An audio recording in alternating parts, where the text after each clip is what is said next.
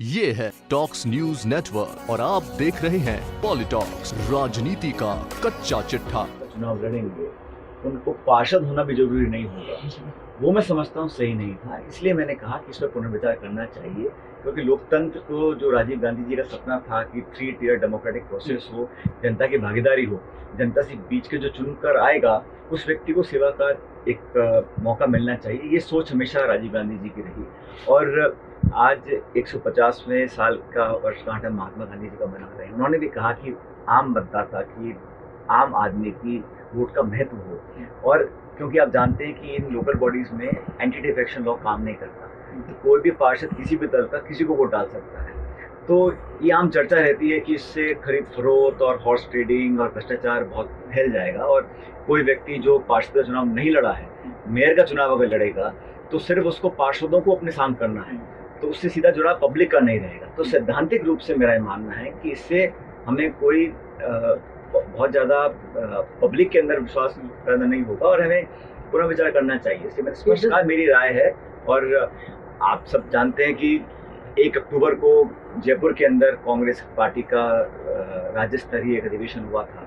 वहाँ पर भी मुख्यमंत्री जी ने कहा था कि जो पार्टी के कार्यकर्ताओं और पार्टी के नेताओं की राय है, हमेशा से कांग्रेसी सरकारें अपनी पार्टी के नेताओं की राय को लेकर आगे बढ़ी हैं। तो आज भी मैं चाहता हूं कि हम लोग उसी सिद्धांत पर कायम रहें, क्योंकि ये इनडायरेक्ट चुनाव कराकर बिना पार्षद बने मेयर बनाने की मांग कहां से आई, इसकी कोई जानकारी नहीं है।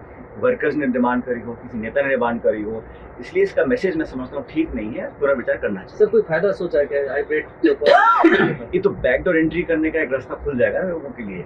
और जो कार्यकर्ता जो मेहनत कर रहा है 5 साल, जो चुनाव लड़कर आ रहा है, जो पार्षद जीत कर आ रहा है, जो पार्टी के लिए 5 साल तक अपना सब कुछ दाव पर लगाया है, उसको मौका ना मिले और किसी को मौका मिल जाए, तो उससे मैं समझता हूँ कोई बहुत ज्यादा सकारात्मक संदेश नहीं जाएगा। आरसीए जो विवाद हुआ इलेक्शन का, उसमें सर आपको क्या लगता है सिविक बॉडी इलेक्शन में और जो बाईपोल हुए उनमें कोई नुकसान होने की उम्मीद हो सकती है? बाईपोल्स की रिपोर्ट तो बहुत अच्छी आई है, मुझे लगता है कि दोनों सीट पर हम जीतेंगे। जब कांग्रेस हम लोग विपक्ष में थे तो हर बाई इलेक्शन हम लोगों ने जीता।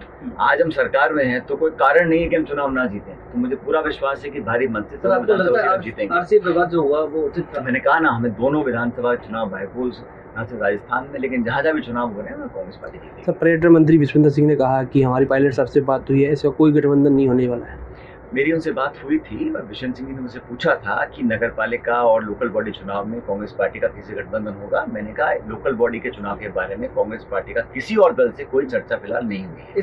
ये है टॉक्स न्यूज नेटवर्क और आप देख रहे हैं पॉलिटॉक्स, राजनीति का कच्चा चिट्ठा।